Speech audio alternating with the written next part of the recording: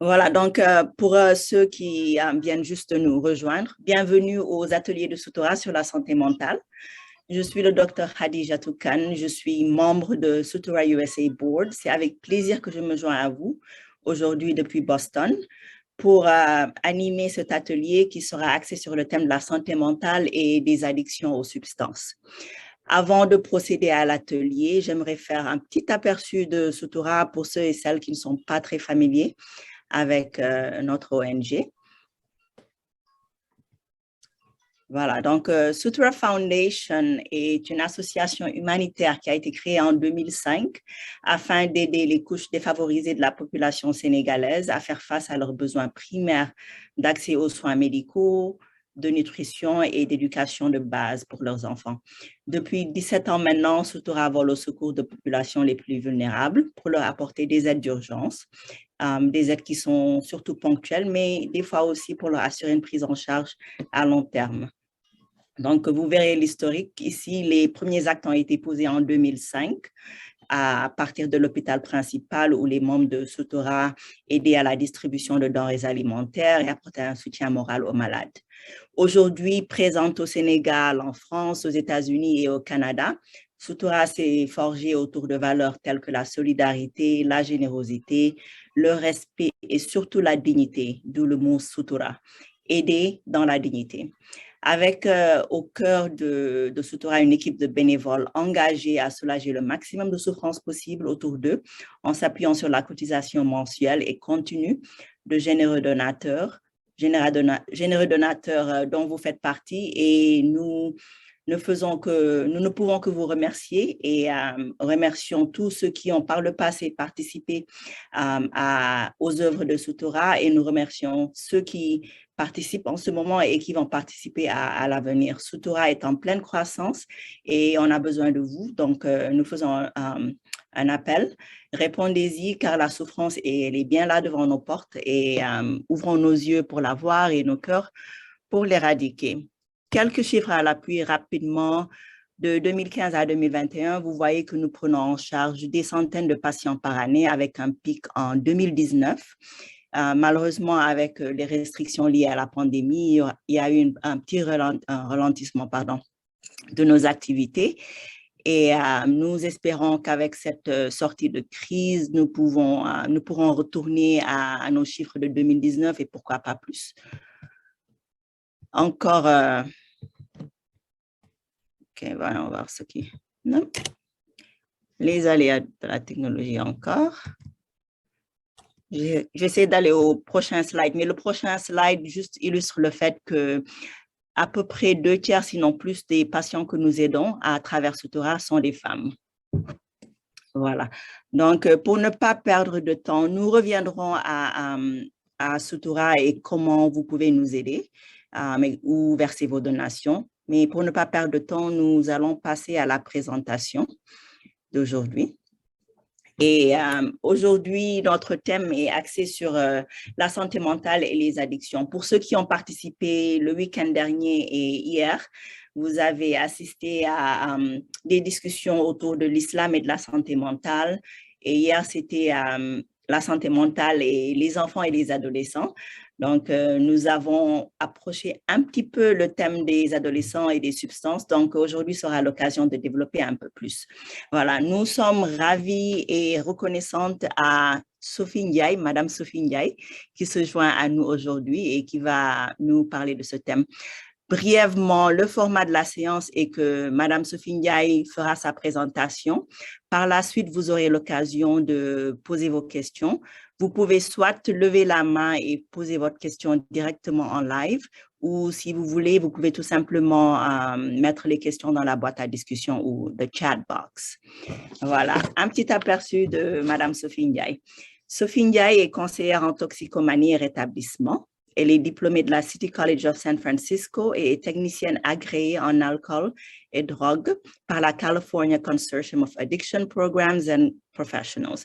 Depuis 2017, elle travaille pour le San Francisco Sheriff's Department, où elle a occupé plusieurs fonctions. Il est actuellement responsable de la prise en charge complète des clients et de l'administration de cours de toxicomanie aux personnes mandatées par la Cour supérieure de Californie dans le cadre de leur libération conditionnelle. Additionnellement, Sophie représente le Recovery Survival Network, qui est une ONG qui aide les personnes souffrant d'addiction et récemment sorties de centres de traitement ou du milieu carcéral à se réinsérer dans la société. Sophie vit à San Francisco, en Californie, depuis 21 ans et sa mission est, entre guillemets, d'aider ceux qui veulent s'aider eux-mêmes. Sophie, la parole est à vous. Et merci d'avoir généreusement accepté notre invitation. Je vous en prie, docteur. Merci et bonjour à tous. Et la présentation sur l'addiction aujourd'hui, on va parler de pourquoi et comment on devient dépendant à la drogue. On va parler des causes de la toxicomanie. Je vais essayer de partager mon écran.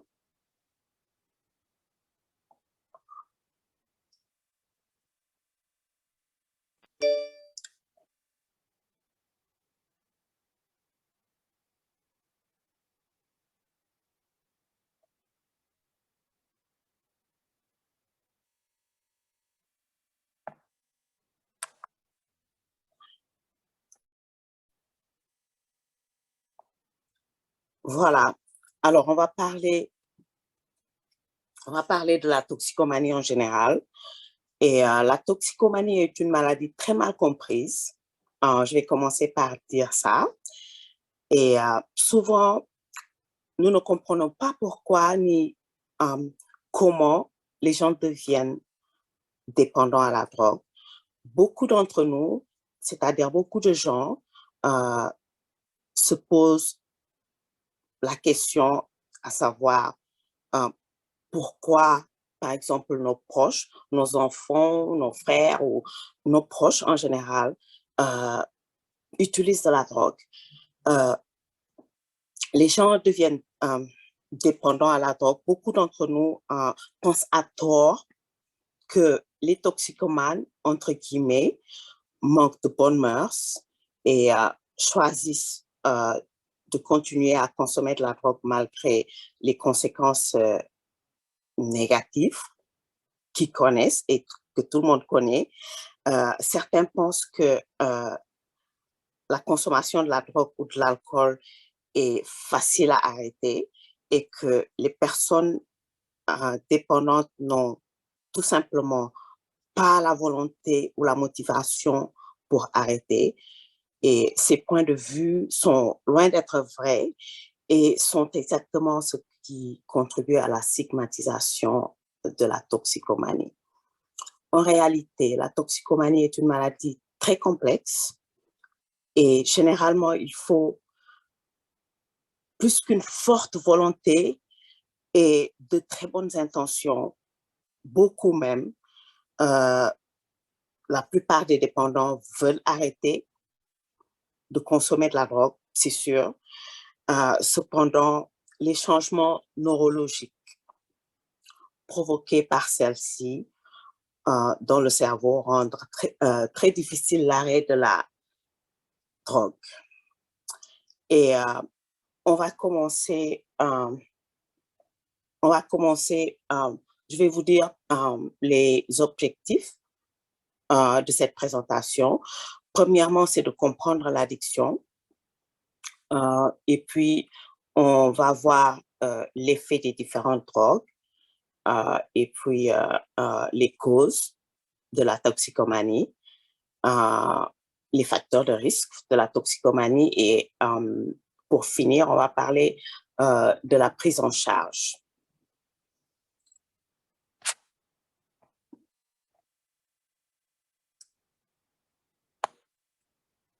Alors, pour les définitions, parce qu'il y a plusieurs définitions de l'addiction, ou alors celle que je vous propose, c'est la définition de Gottman,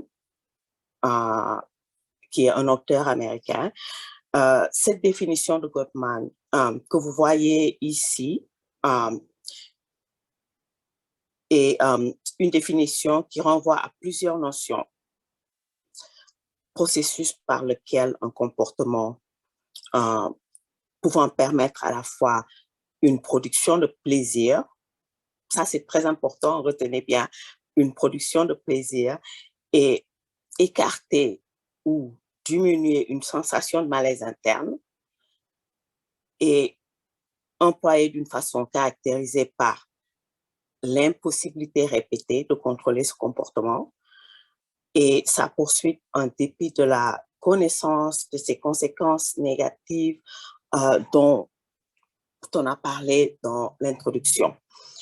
Alors, cette définition générale qui produit du plaisir et qui diminue le malaise des personnes va à un certain moment se trouver confronté à deux problèmes principaux qui sont l'impossibilité répétée de contrôler ce comportement. Et ce comportement va se poursuivre malgré la conséquence négative de celui-ci. Alors, c'est dans ce cadre qu'on travaille en addictologie sur des comportements motivés qui deviennent du plaisir, qui diminuent la souffrance et que parfois on a du mal à contrôler et qui peuvent continuer même si on en connaît les conséquences négatives. Voilà, ça, c'est très important.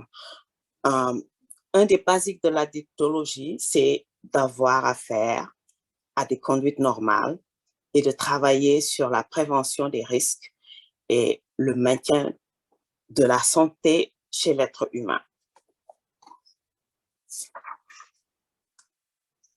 D'une manière générale, la conduite addictive, c'est des conduites normales. C'est des conduites normales,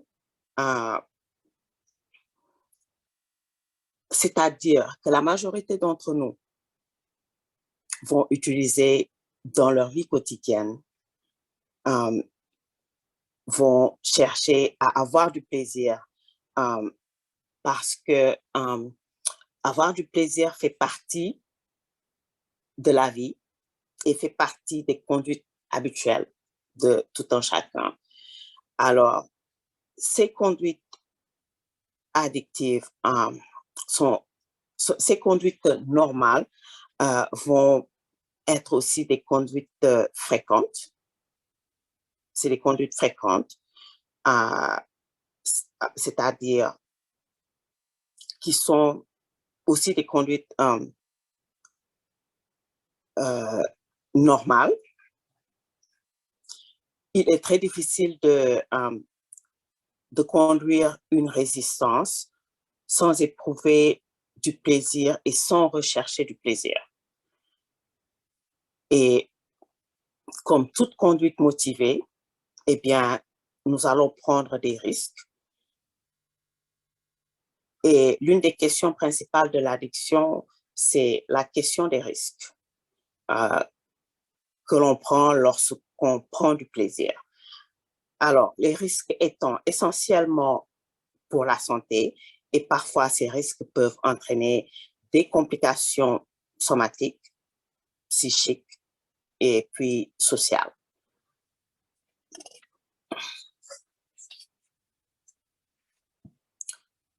L'addiction se décompose de manière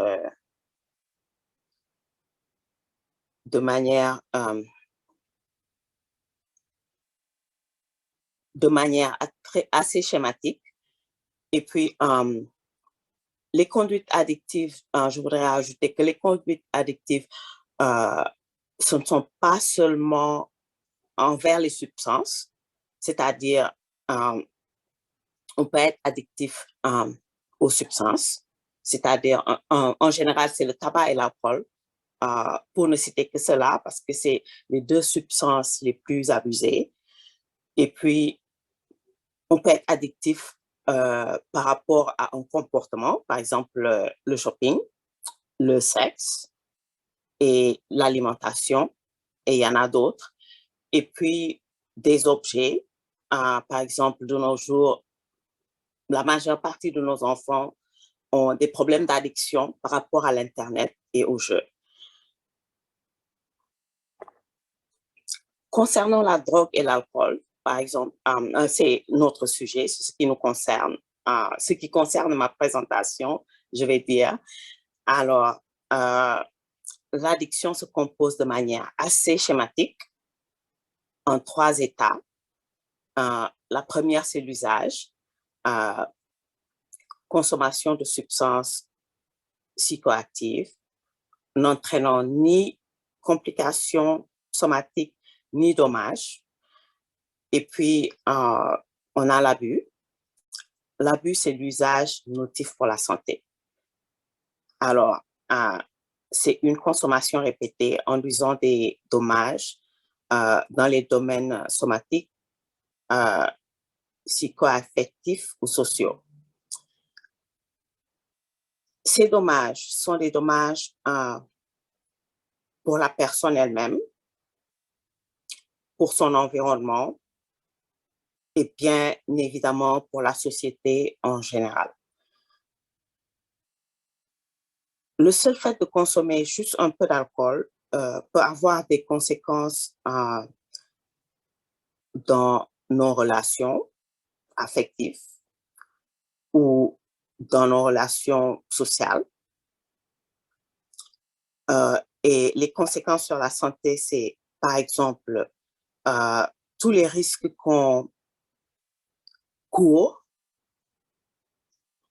quand on est ivre, par exemple. Premièrement, les risques du trouble de comportement pour soi et pour les autres aussi. Je rappelle quand même que bon nombre de violences conjugales, bon nombre de passages à l'acte agressif, bon nombre de comportements défectueux sont réalisés sous l'emprise de l'alcool. Autre exemple, vous pouvez menacer votre santé directement en faisant une fausse route et ayant un accident de la route, en faisant une chute et en ayant des complications liées à l'alcool. Les choses ne s'arrêtent pas là. Une fois que je suis sortie de la phase de désintoxication, lorsque je vais me retrouver dans une phase de sevrage qui va exister à la disparition de l'effet de la substance, eh bien, je vais me retrouver dans un état de mal-être, dans un état de déconfort et là encore, qui va avoir un retentissement dans ma vie psychologique et relationnelle et parfois mon insertion sociale. Et puis, la dépendance. La dépendance, c'est l'impossibilité de s'abstenir de consommer. Et c'est en fait là où se trouve le problème. Il y a l'existence de la tolérance, existence de syndrome de sevrage et dépendance psychique ou ce qu'on appelle les cravings, c'est-à-dire les ruminations, dysfonctionnement durable des symptômes dopaminergiques, mésolimbiques et opioïdes. En fait, c'est là où se trouve le problème. C'est là où on peut parler de maladie. Parce que, figurez-vous, par exemple, si on prend 5 personnes, par exemple, qui utilisent des substances, l'une d'entre elles deviendra addict et la dépendance psychique ou syndrome de sevrage lié au dysfonctionnement d'autres systèmes neurobiologiques. Et c'est là qu'on peut parler d'addiction. C'est là où il y a problème, en fait. Et avant que je passe à la prochaine phase, on va parler de l'historique des substances. Les conduites addictives sont des conduites qui existent depuis la nuit des temps. L'être humain a, depuis la nuit des temps, utilisé des substances à des fins religieuses, à des fins festives. Et ces substances étaient la plupart du temps tirées de l'environnement naturel et étaient des plantes ou des extraits. Et puis, grâce à la révolution industrielle, on a pu extraire des plantes, des produits chimiques, minéraux, organiques qu'on appelle les alcaloïdes. Et puis, après, on a eu affaire à des molécules semi-synthétiques. Et puis, maintenant, à des molécules synthétiques qui sont beaucoup plus puissantes. Par exemple, aux États-Unis, on a actuellement, je dirais à San Francisco, on a actuellement la crise du fentanyl qui fait beaucoup de ravages. Beaucoup de gens meurent d'overdose de fentanyl, même dans les prisons. Et le fentanyl est 150 fois plus puissant, par exemple, que l'héroïne, pour ne citer que ça. Alors, on va parler des causes. Il n'y a pas une seule cause de la dépendance à la drogue, ni une seule raison de devenir dépendant. La dépendance à la drogue dépend de plusieurs facteurs sociaux, environnementaux et développementaux, génétiques et psychologiques, appelés les facteurs de risque.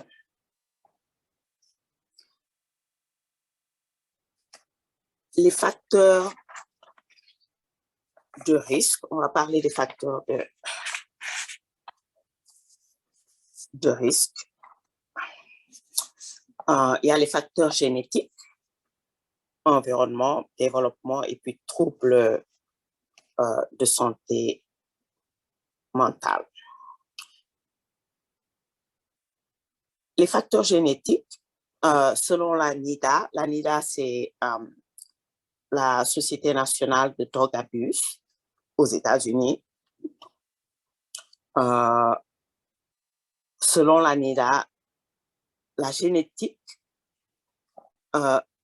c'est-à-dire les gènes avec lesquels une personne est née, représente environ la moitié, c'est-à-dire 50% du risque d'une personne de développer une dépendance. Le sexe d'une personne peut aussi, ou alors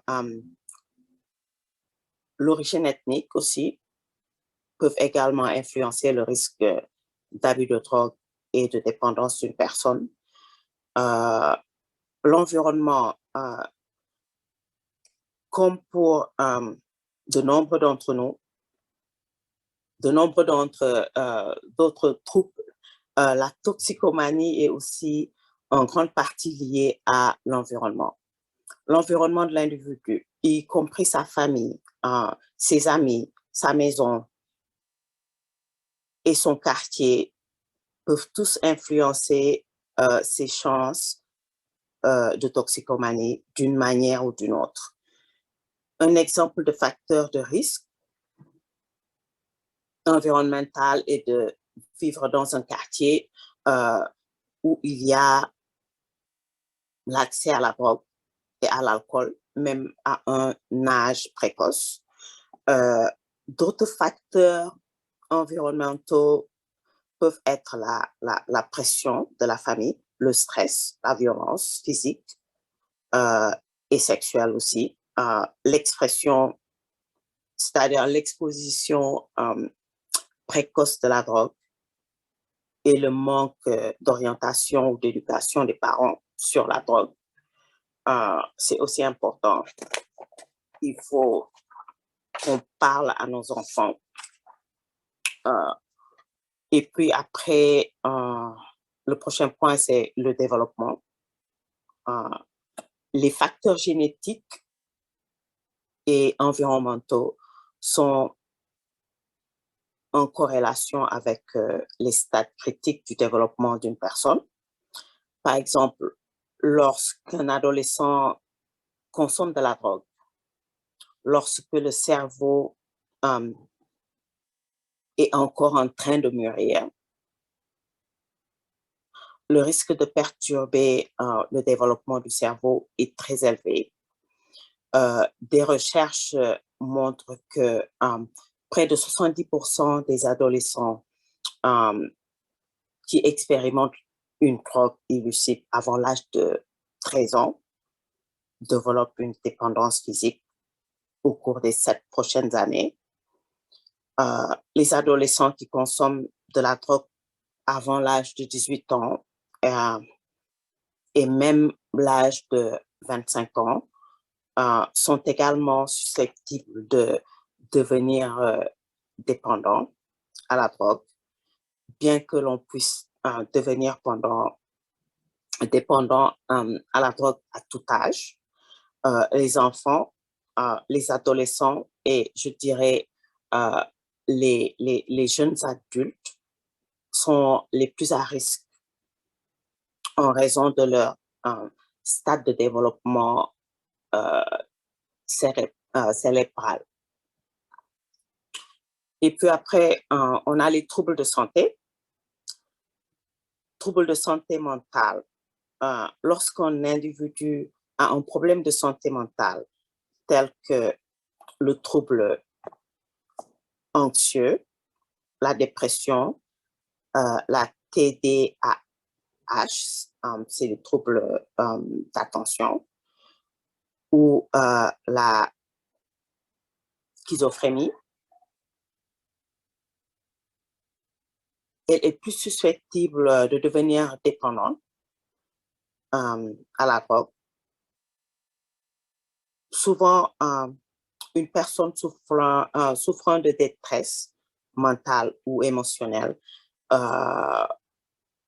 souvent la personne s'automédicamente par les médicaments dans le but d'échapper à la douleur ou de ressentir un soulagement temporaire. Le traumatisme et les troubles de stress post-traumatique sont d'autres facteurs de risque de la toxicomanie.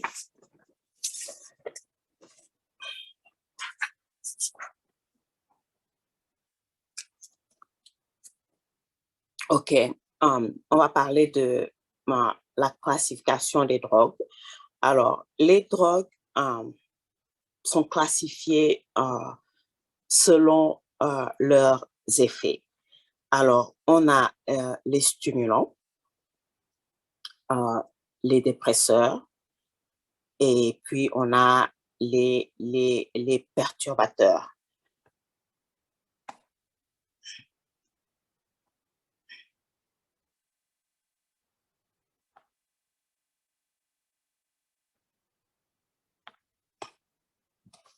Alors, les stimulants.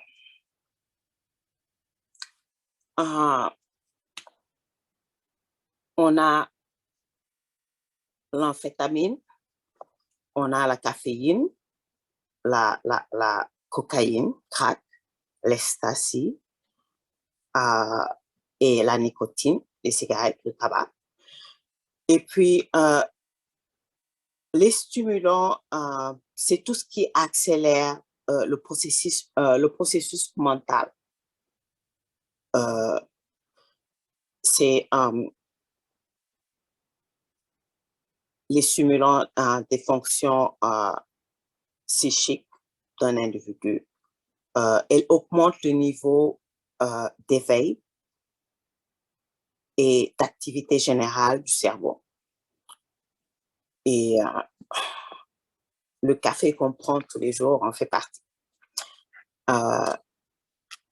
On a les dépresseurs, il y a l'alcool, les barbituriques, la codéine, l'héroïne, et en même temps, l'héroïne et la méthadone, parce que la méthadone est aussi utilisée en traitement pour remplacer les drogues. Et puis, on a la morphine, l'opium et le Valium. Les dépresseurs du système nerveux central, ces substances que vous voyez dépriment les fonctions psychiques d'un individu en diminuant le niveau d'éveil et d'activité générale du cerveau. Elle relaxe l'utilisateur. Celui-ci va être moins conscient de son environnement.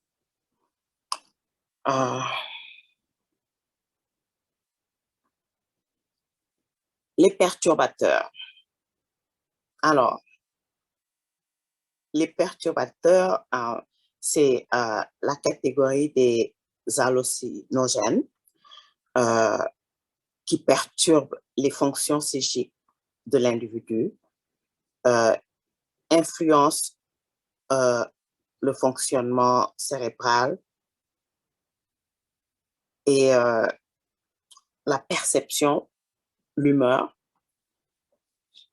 On a le cannabis, hashish, on a les inhalants, c'est-à-dire la colle, l'essence, le solvant, tout ce qu'on utilise pour, comme inhalant.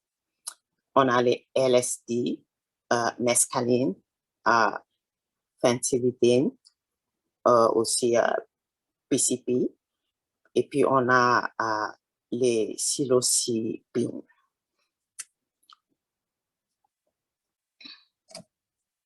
Alors, il faut aussi souligner qu'il y a les médicaments. Dans les classifications, on va parler des médicaments qui sont vendus sur ordonnance d'un médecin, c'est-à-dire le Valium, morphine, c'est-à-dire les tranquillisants qu'on a déjà cités.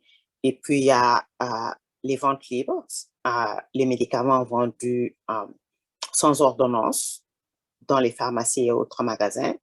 Par exemple, caféine, alcool, nicotine et les analgésiques. Pas toujours les médicaments, les substances, je vais dire. Et puis après, on a les drogues illégales. Et la possession de celles-ci est illégale. On a le cannabis, pas en Californie c'est légal. Et puis, on a la cocaïne, on a le PCP, LSD, et puis l'opium et l'héroïne.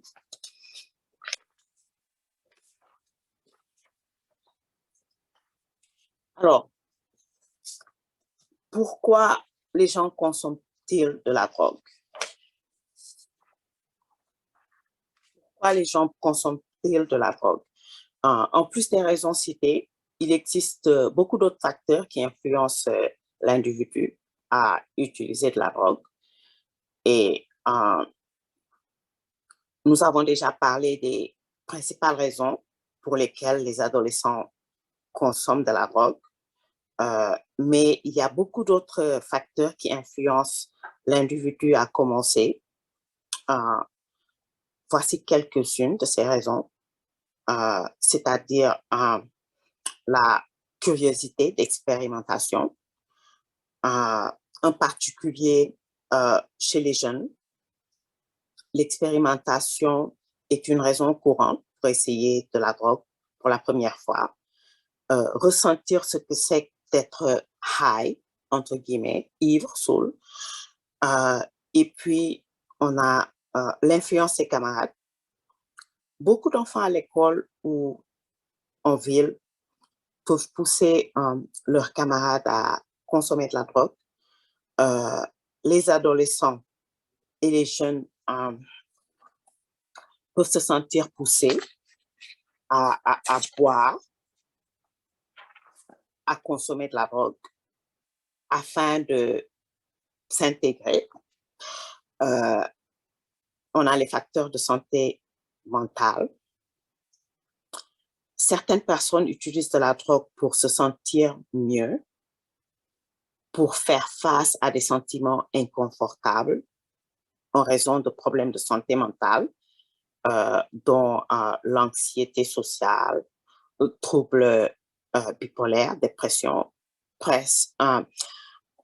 faible estime de soi, ça c'est très fréquent, troubles déficitaires de l'attention, troubles de l'alimentation, etc. Prescription. Dans l'épidémie actuelle d'opioïdes, de nombreuses dépendances commencent par des médicaments sur ordonnance, comme l'oxycodone.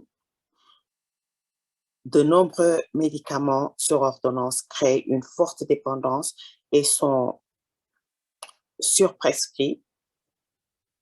Souvent, la dépendance chez un adolescent à qui on a prescrit des analgésiques,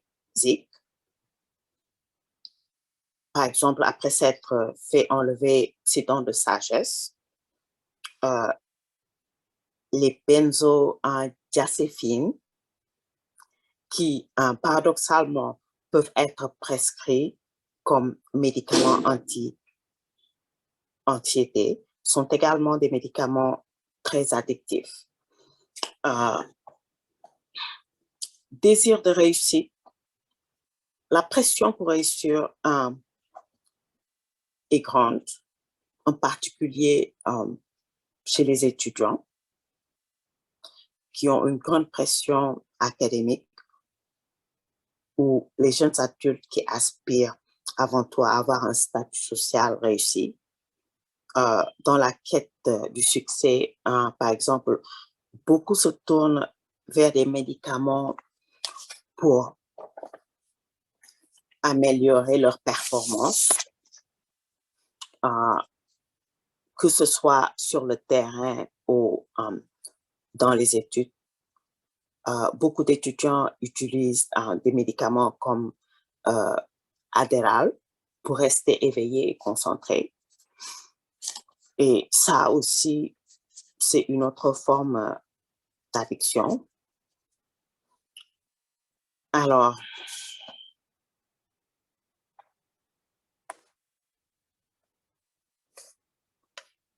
maintenant, on va parler des prises en charge. Que faire lorsqu'une personne devient toxicomane? Les prises en charge. La prise en charge caractérisée par sa multidisciplinarité. On a la prise en charge médicale, sevrage, c'est-à-dire avec ou sans traitement de substitution. Traitement de substitution peut être par exemple la méthadone en milieu hospitalier ou ambulatoire. La prise en charge sociale est plutôt la réinsertion. Peut-être l'exemple peut être la réinsertion sociale et professionnelle, psychologique, la thérapie de comportement cognitif, TTC, un travail sur l'aspect motivationnel du changement, la prévention des chutes par la prise en compte des stades de changement du modèle transthéroïque, like MTT. J'ai pas beaucoup mis l'accent sur la prise en charge. L'objectif, c'était plutôt de mettre l'accent sur l'effet et les conséquences.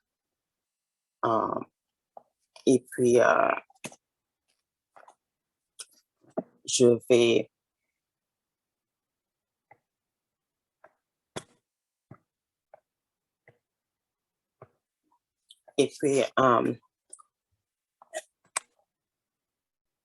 je retourne sur le Zoom. Voilà la présentation. Et puis, on aura l'occasion de revenir sur d'autres faits en fonction des questions et en fonction de ce que l'audience pense de la présentation. Et je vous remercie. Et aussi, je m'excuse. C'est pour la première fois que je suis en train de faire une présentation en français et j'espère que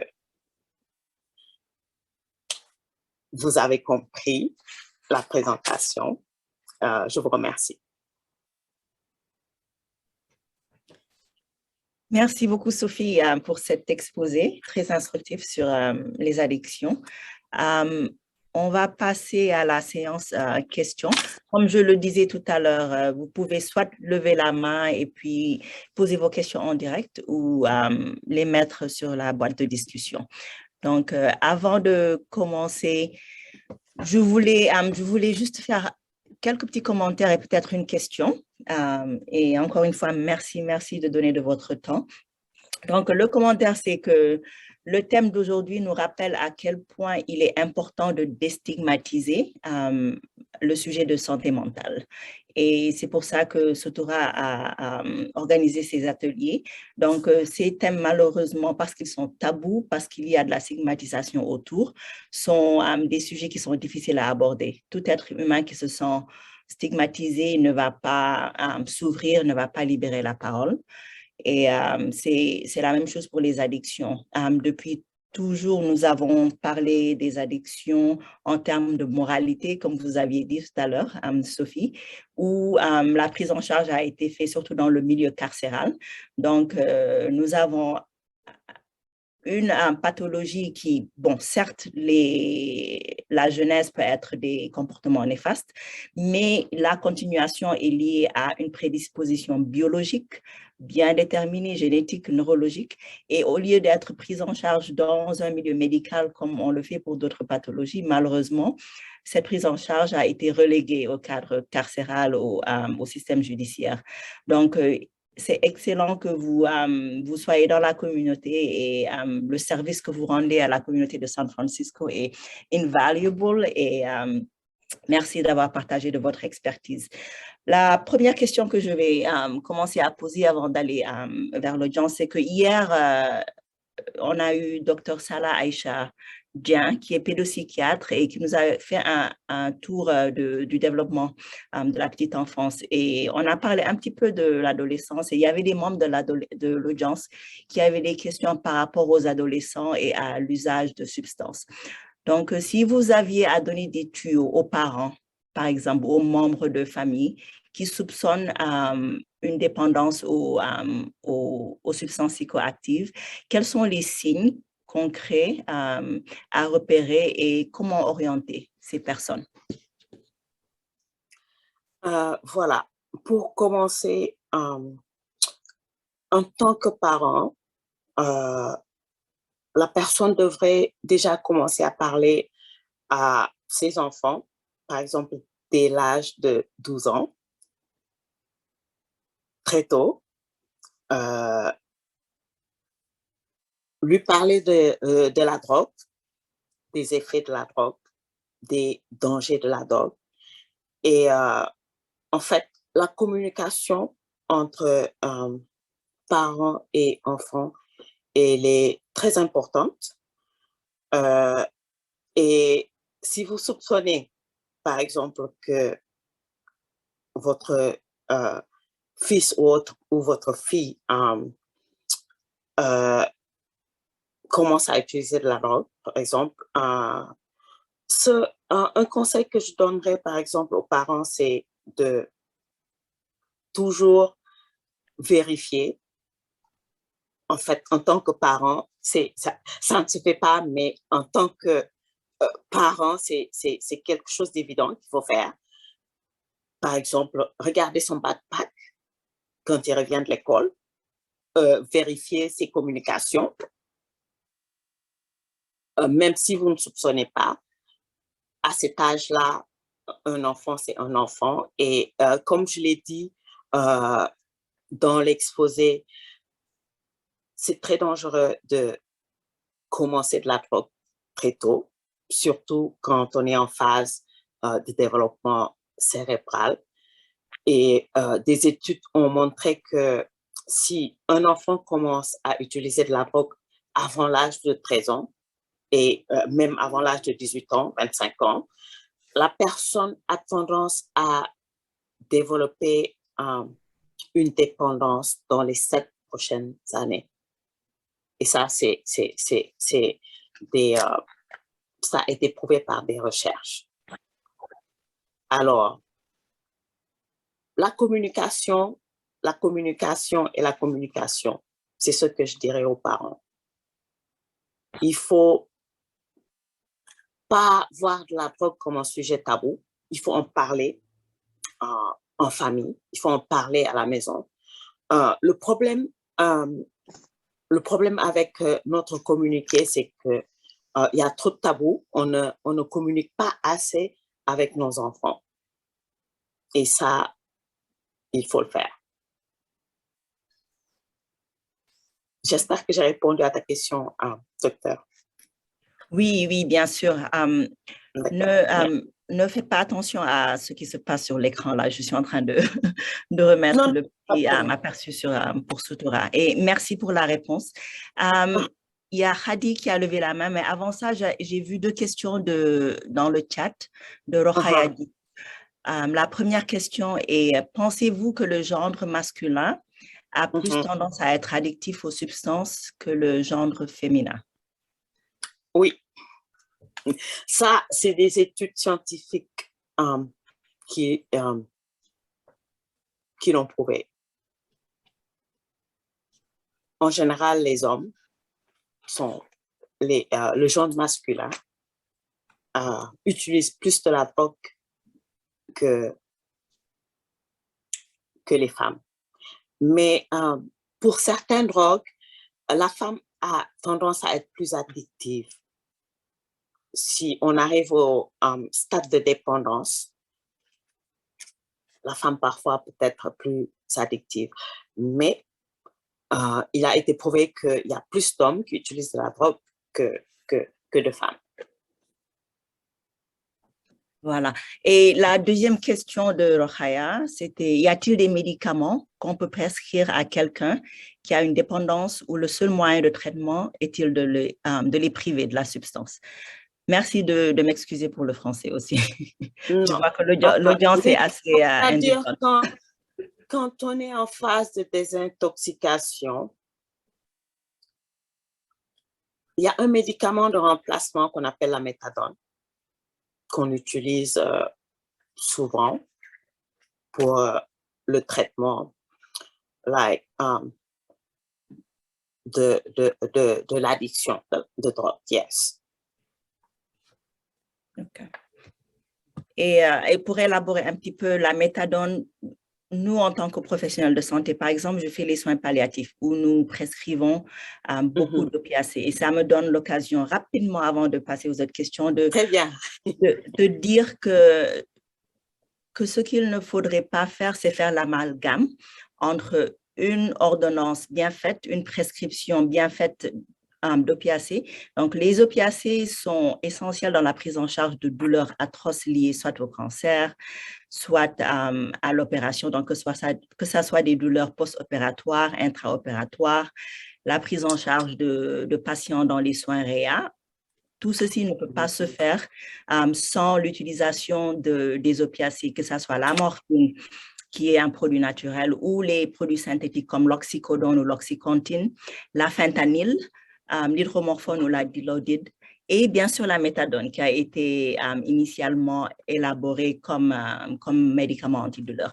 Quand elles sont bien prescrites, quand il y a un suivi compréhensif et dans la durée par un professionnel de santé qui est bien formé, et quand elles sont prescrites pour la bonne raison, c'est-à-dire pour les douleurs cancéreuses ou post-opératoires et aiguës, mais pas pour les douleurs chroniques non cancéreuses, ça marche. C'est le problème qu'on a eu avec l'épidémie des opiacés ici au Sénégal, c'est qu'on a commencé une prescription un peu incontrôlée où les gens prescrivaient les opiacés, surtout l'oxycontin qui a une forte qui donne une forte propension à l'addiction. On prescrivait ça pour des douleurs chroniques non cancéreuses, c'est-à-dire j'ai un mal de dos ou je me suis fait opérer pour une raison orthopédique, je me mets sous oxycontin et malheureusement, il n'y a pas de suivi, donc les gens ne sont pas suivis.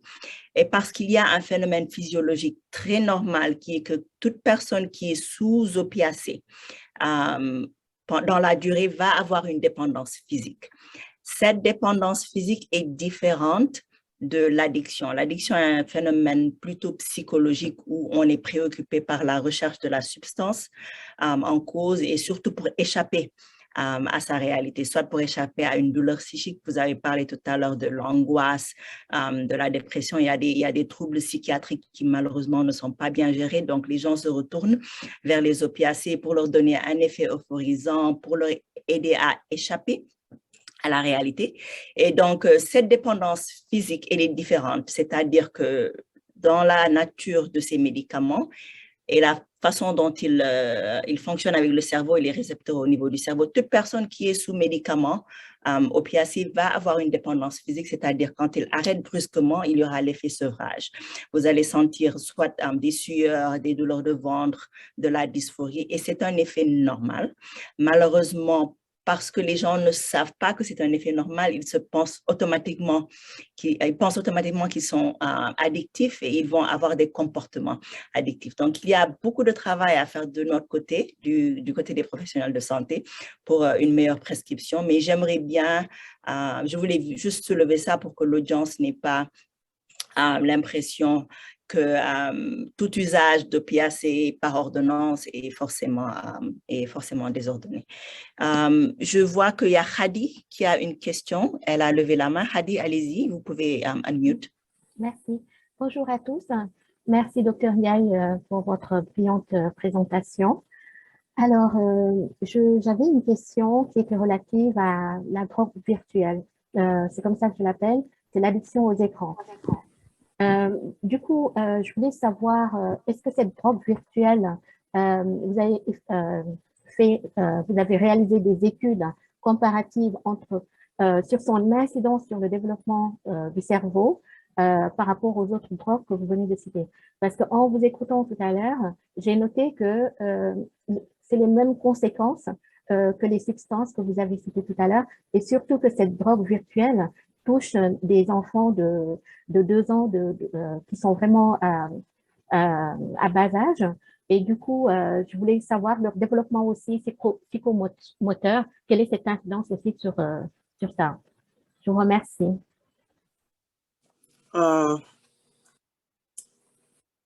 Merci pour la question.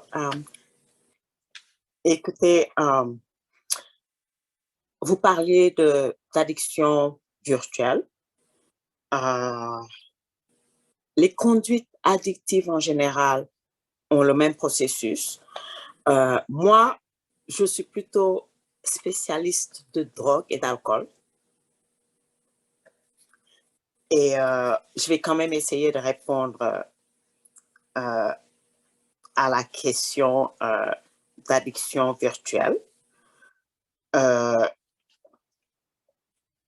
C'est très à la mode, je dirais, actuellement, avec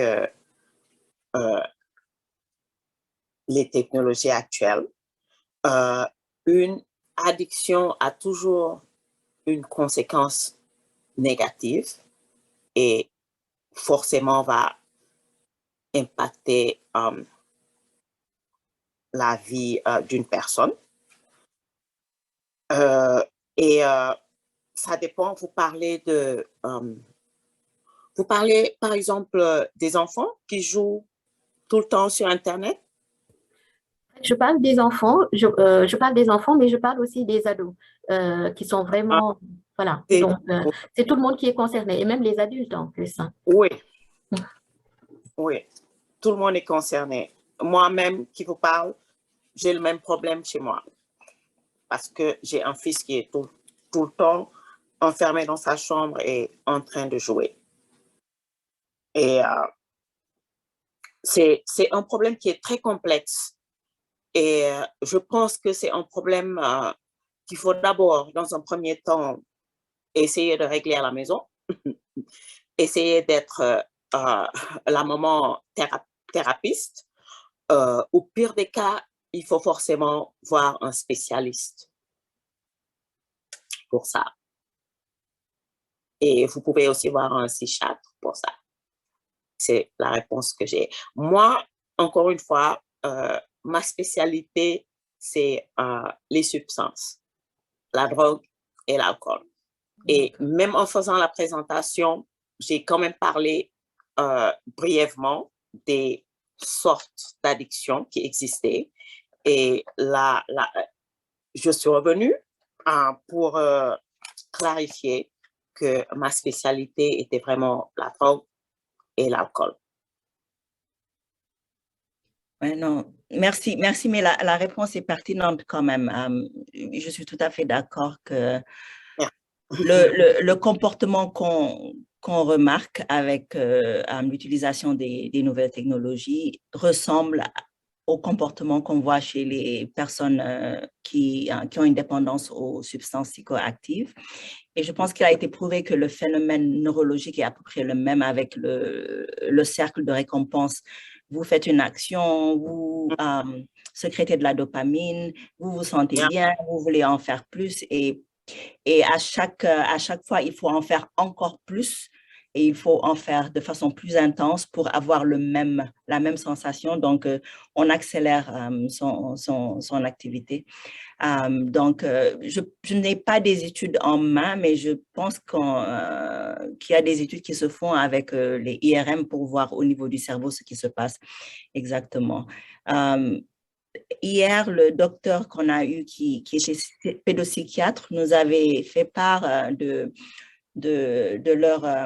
leur inquiétude au niveau de la pédiatrie, des conséquences néfastes des écrans chez les enfants, surtout dès la petite enfance, que les écrans, elle a dit, je pense, avant 3 ans, certainement créer un frein au développement idéal des facultés cognitives de l'enfant et qu'ils observaient même des troubles ressemblant aux troubles du spectre de l'autisme chez des enfants qui ont les écrans à un bas âge avec l'isolement, le retard du langage et autres.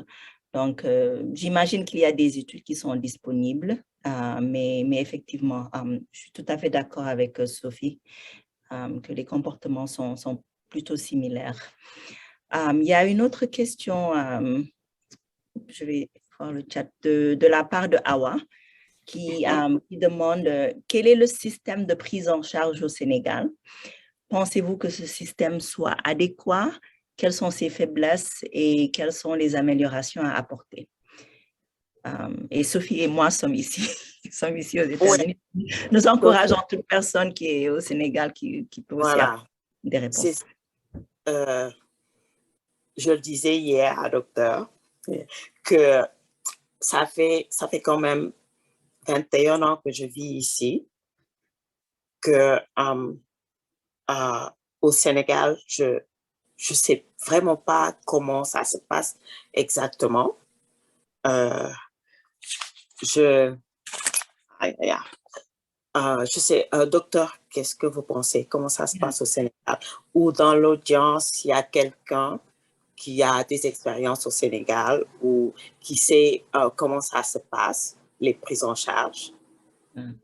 Sophie a fait 21 ans ici, moi j'ai fait 28 ans ici, tout mon cursus, mais dans le cadre de quelques échanges, en 2015, je pense, c'était comme par hasard, j'écoutais RFI et j'ai entendu parler d'un centre qui s'appelle le CEPIAD, Centre de prise en charge intégré des addictions de Dakar, je pense. Et c'est un centre qui se trouve au niveau de la psychiatrie à Fann, qui prend en charge de façon globale les personnes avec dépendance aux substances addictives.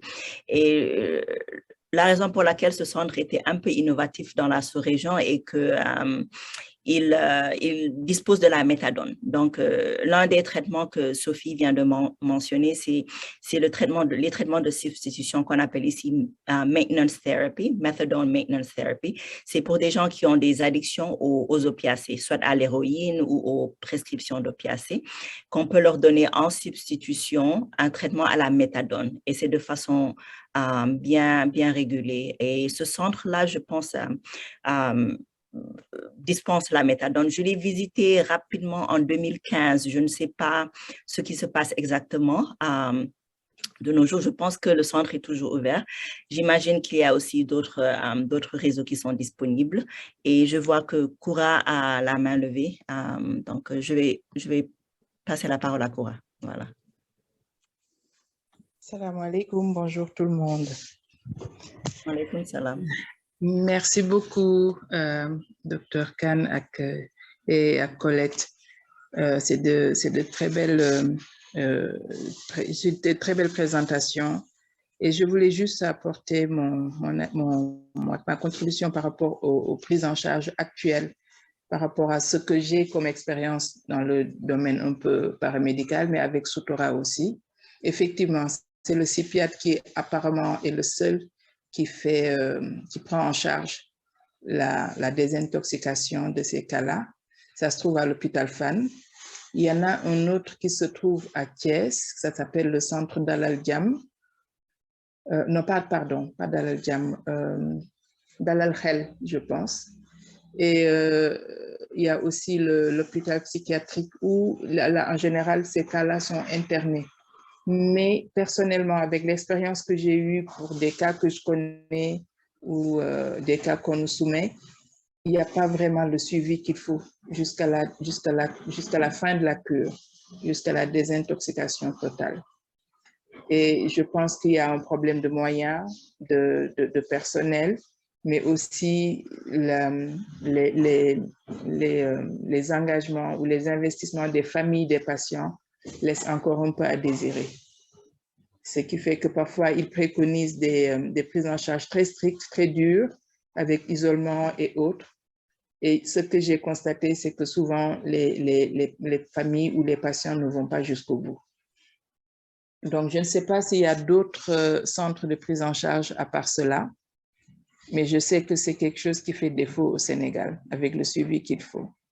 Donc, souvent, c'est des gens qui sont laissés à eux-mêmes, si la famille ou un bon support n'est pas derrière, et qui finissent souvent à interrompre leur cure de désintoxication et à retourner dans leur addiction, et parfois qui finissent avec des troubles mentaux et qu'on retrouve parfois dans les rues ou abandonnés.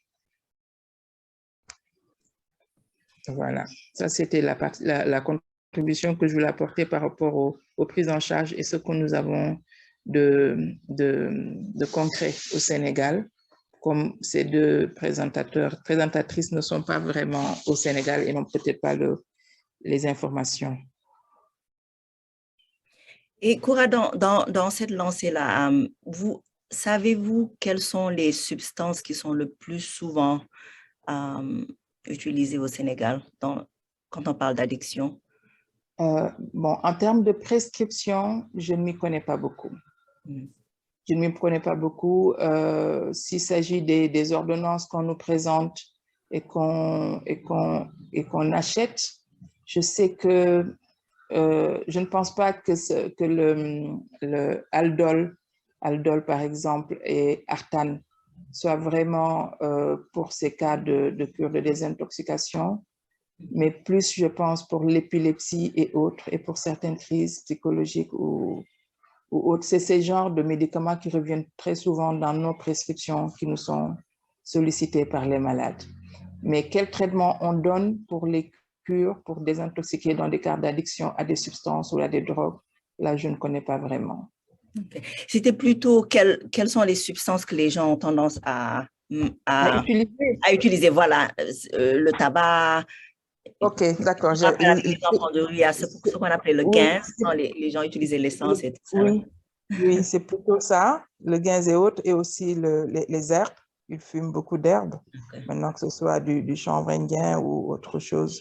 Je ne connais pas exactement les nominations, mais la drogue aussi, la cocaïne. Ça, j'entends parler que c'est assez largement utilisé. Et l'alcool. Et l'alcool, en général, oui, et l'alcool. Bon, ça, s'il s'agit d'alcooliques ou de dépendance à l'alcool, ça, c'est très fréquent. Mais ils y ajoutent des substances qu'ils prennent avec l'alcool. Je ne connais pas les noms, vraiment, mais c'est en dehors de la cocaïne et de ce qu'ils fument comme herbe, je ne vois pas les noms. Merci Sidi de rappeler l'alcool surtout. On a tendance à minimiser et à travers le monde, je dirais le tabac et l'alcool surtout. Oui, surtout l'alcool qui en ce moment apparemment est produit d'une manière très extraordinaire et qui est devenu très accessible aux jeunes dans les écoles, mais je pense qu'il s'agit de liqueurs qu'ils importent de je ne sais pas où et que ces producteurs-là, ces fournisseurs-là coupent avec je ne sais pas quelle matière et qui les rend très nocifs, très dangereux à ces jeunes des écoles. J'avais retenu le nom de base qu'ils utilisaient et comment ils le coupaient, mais j'ai plus ça en tête. Mais qui se vendent sous forme de sachet, pour vous dire. En sachet, des liquides, en sachet avec des 100 millilitres ou 150, à des prix dérisoires, moins de 500 francs. Voilà. Et donc, quand je pense par exemple aux enfants de rue... Ah, vas-y Sophie. Non, j'allais dire merci, Koura, pour cette contribution. C'est vrai, j'aurais aussi appris qu'au Sénégal, il y a toutes sortes de drogues, plus qu'on puisse imaginer. Que ce soit les médicaments ou les drogues illicites, il paraît qu'il y en a de toutes sortes. Et il y a aussi la cocaïne. C'est vrai, les sujets de santé mentale, on n'en parle pas, mais ce n'est pas parce qu'on n'en parle pas que ça n'existe pas. Et bon, c'est le cas pour les abus de substances, mais les troubles psychiatriques, tout ce dont on a parlé ces 2 dernières semaines-ci, ce n'est pas parce qu'on n'en parle pas que ce n'est pas là. Donc, libérer la parole est essentiel. Et libérer la parole commence par déstigmatiser, par ne pas trop s'axer sur les jugements de moralité, mais vraiment être curieux et donner de l'espace aux personnes qui en souffrent de pouvoir s'exprimer sans être jugées. Là, ils sont plus aptes, et c'est le cas pour les adolescents, et si on a par exemple des membres de nos familles, ils sont plus aptes à venir nous parler quand ils ne se sentiront pas jugés. Et juste un petit commentaire avant d'aller à l'autre question. Koura avait parlé par exemple de personnes qui utilisent des substances et qui après se retrouvent dans la rue avec des troubles mentaux. Il y a par exemple un phénomène qu'on reconnaît. Sophie, tu as parlé des troubles d'angoisse, d'anxiété, de la dépression qui sont très souvent la raison pour laquelle les gens utilisent des substances. Et le problème qu'on a, c'est parce qu'on ne prend pas en charge dès le départ ces problèmes. Donc, les gens ont une angoisse mal diagnostiquée, des troubles dépressifs, de la schizophrénie qui n'est pas diagnostiquée. Ils se retournent vers les substances. Et très souvent au Sénégal, on dit « Ah, mon de photobodof » ou something like that. Alors que c'est certainement des personnes qui avaient des prédispositions à des troubles psychiatriques et qui se sont réfugiées dans les substances. Donc, d'où l'importance de la prise en charge de la santé mentale qui est vraiment le parent pauvre de la santé. Et ce n'est pas seulement au Sénégal, même dans nos sociétés occidentales, on fait peut-être un peu d'effort, mais en général, c'est un sujet tabou et malheureusement, il a fallu une pandémie pour que tout le monde se rende compte que la dépression n'est pas seulement l'apanage de certaines personnes, mais que tout le monde, malheureusement, peut en souffrir. Voilà, il y a PTN dans le chat, Sophie, qui demande, peut-on considérer la nicotine comme la pire ou la moins pire des drogues? C'est une question intéressante.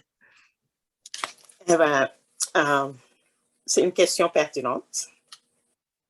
Et vous allez être surpris.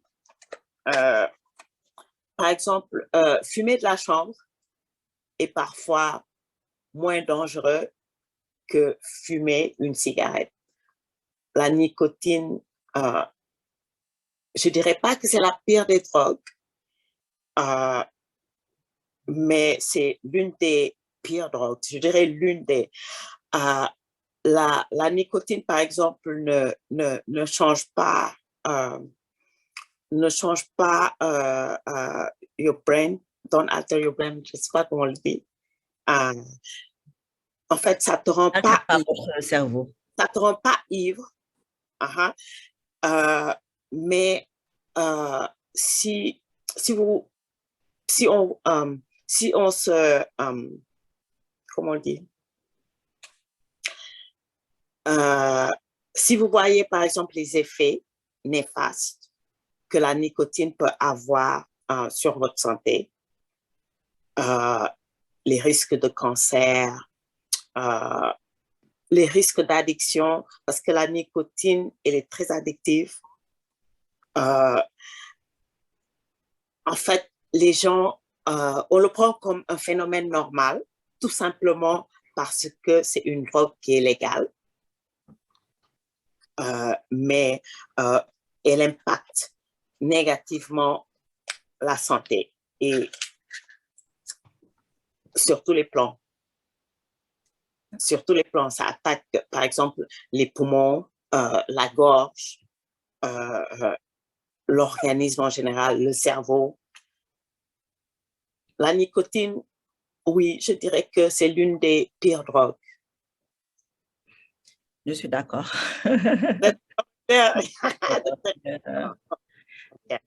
Je pense que Colette a une question. Vas-y, Colette. Bonjour, Madame Ndiaye, vraiment une très belle présentation. Merci encore, vraiment infiniment.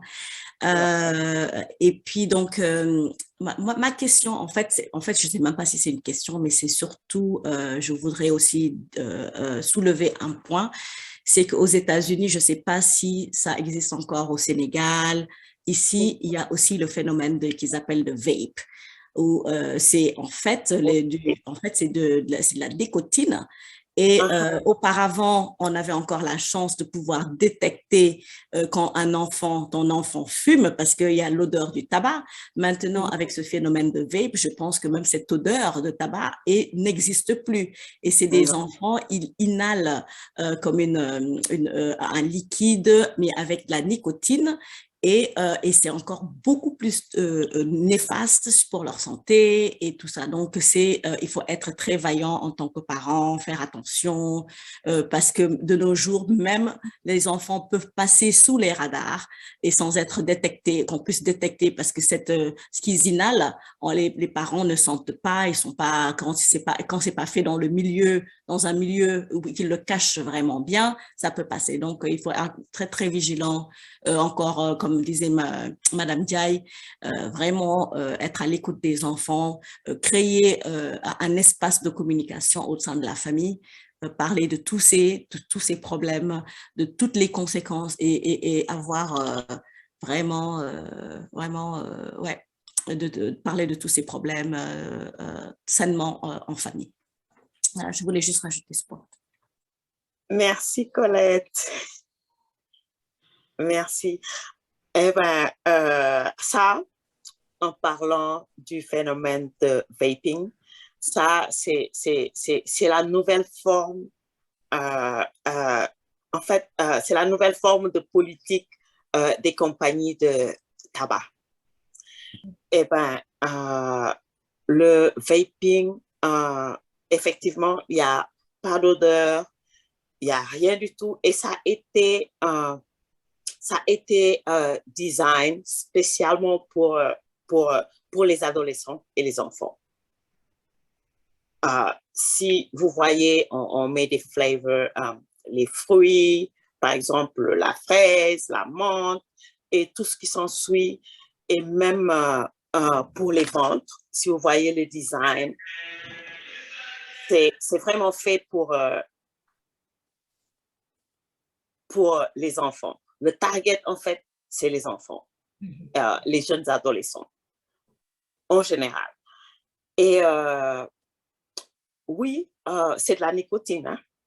Et c'est aussi dangereux que la cigarette. Même si parfois on dit que non, il n'y a rien. Par exemple, le hookah et tout ça, on dit que non, ce n'est pas dangereux. Mais en fait, c'est de la nicotine, c'est tout. Ils sont revenus sur une autre forme. Comme vous voyez, par exemple, ici aux États-Unis, par exemple, c'est interdit de faire de la publicité de tabac et tout ça. À un moment donné, au Sénégal, je me souviens, c'était aussi interdit, mais j'espère que je ne me trompe pas. Je crois que maintenant, c'est permis, la publicité du tabac. Voilà. Alors, c'est vrai, Colette, je suis d'accord avec vous. Hein. Avec le vaping, les cigarettes électroniques, comme on les appelle, en fait, il n'y a pas d'odeur. On ne sait pas s'ils l'utilisent ou pas. Ça va être difficile de les choper, mais ce qu'il faut faire, comme je dis, c'est d'être vigilant à tout. Par exemple, à l'appareil elle-même. Le produit ne sent pas, mais l'appareil, on peut le dénicher dans les backpacks ou n'importe où. C'est ça. Et comme je dis encore une fois, la solution, c'est de communiquer et toujours communiquer. Qu'il n'y ait pas de tabou. Et pour ça, en tant que parent, il faut tout faire pour instaurer une confiance.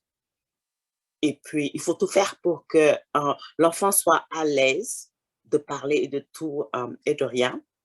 Et comme ça, vous pourriez mieux l'aider dans ses décisions à venir, surtout quand il s'agit de la drogue. Ouais, effectivement. Docteur, c'est sûr que vous auriez plein de choses à dire sur ça. Non, sur pas plus que ce que vous avez dit de façon experte. Et merci encore, Madame Diaye. Et il y a un peu d'activité dans le chat qui vient renforcer ce que vous venez de dire, que bien sûr, c'est un phénomène de mode et ça cible beaucoup les ados. Et tout ceci nous a été présenté comme une activité pas nocive du tout. Voilà le tabac qui tue, mais ça, c'est bon. Et nous savons même que sur le plan de l'incidence sur les poumons, que le vaping a des incidences. Peut-être que ce n'est pas le cancer en tant que tel, mais on a des cas de destruction du tissu pulmonaire qui est lié au vaping. Donc, ce n'est pas aussi bénin que ça. Du tout alors. Et les gens qui font du vaping sont d'habitude un peu plus prédisposés à des pathologies pulmonaires ou à des infections pulmonaires. Donc, au-delà même de l'addiction, il y a les conséquences physiques. Mais c'est vrai que le tabac et l'alcool sont peut-être les deux drogues les plus banalisées, tout simplement parce qu'elles sont légales. Mais je dirais que une grande partie des pathologies qu'on voit en médecine juste de façon courante sont liées à l'usage de l'alcool et du tabac. Et pourtant, on ne fait pas autant de bruit qu'on en fait avec les autres drogues qui sont bien sûr nocives, hein, que ce soit la cocaïne ou l'héroïne et tout ça. Voilà.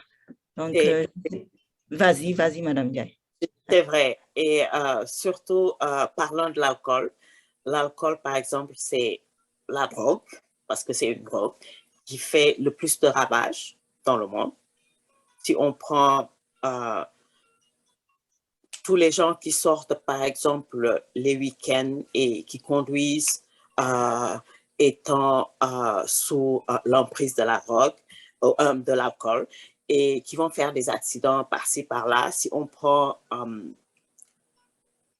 tous les problèmes de domestique, conjugal, des problèmes de violence et tout ça, les shootings et tout ça, il y a toujours l'alcool derrière. Je prends l'exemple, par exemple, des gens avec qui je travaille. La plupart des gens avec qui je travaille ont des problèmes de DUI. Alors, permis suspendu, et il faut qu'ils aillent faire les cours de drogue avant qu'ils puissent encore recommencer à conduire. La plupart des problèmes d'addiction, c'est aussi l'alcoolisme. Je suis d'accord avec vous, docteur. C'est vrai. Encore une fois, merci beaucoup, Madame Ndiaye, pour votre disponibilité et d'avoir si généreusement donné de votre temps pour animer cet atelier aujourd'hui. Et nous remercions. Ouais, il y a Colette qui applaudit. C'est vrai. Clap your hand. On a eu avant de commencer. Voilà. Donc, parce qu'il faut que je le reconnaisse. Et ben, moi, personnellement, ça m'a beaucoup aidé parce qu'avant, je ne savais pas comment il faut dire beaucoup de termes en français. Et à cause de cette présentation, en fait, j'ai eu un homework et j'ai été revoir tout ça. Et vraiment, ça a été bénéfique pour moi. Alors, super. Ça a été un plaisir. Je suis passée par là. Super. Merci. Donc, nous remercions tous les participants pour leur présence aujourd'hui et pour ceux qui ont assisté à l'atelier du week-end dernier et d'hier. Nous vous remercions encore pour votre présence. Nous espérons que ces ateliers ont été productifs pour vous. La santé mentale est un sujet tabou, mais c'est un sujet pérenne qui existe depuis la nuit des temps. J'espère qu'avec plus de sensibilisation et plus de discussion, nous pourrons un peu faire bouger les lignes et en amont prendre ces questions au sérieux et prendre en charge la santé mentale des personnes avant que ça n'aboutisse vers des pathologies sévères. Donc, c'est le dernier atelier de Soutoura. Nous vous souhaitons une suite du mois de Ramadan pour nous sonne, comme je dirais. J'espère que la dernière ligne droite se fera facilement et un bon Korité en avance. Je vais essayer de passer à un autre slide. J'ai un peu de problème avec mon écran là. Voyons voir si je peux. Oups. Excusez-moi, juste une seconde. Je voulais juste vous montrer les liens pour faire votre zakat. Voilà. Let me share my screen.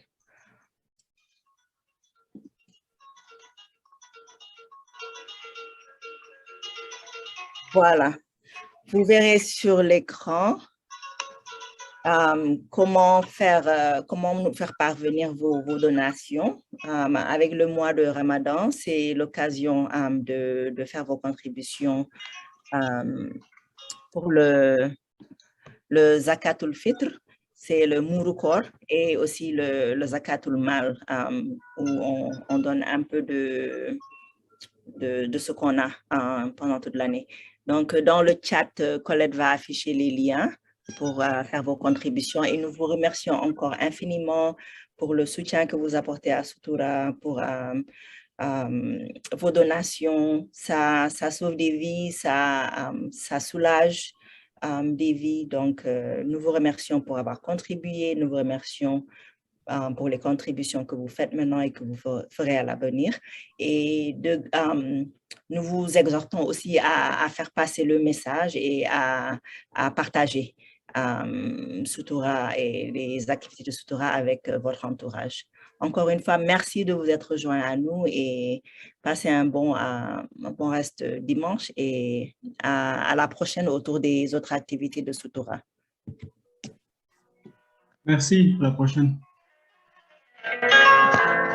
Alex, c'est bon?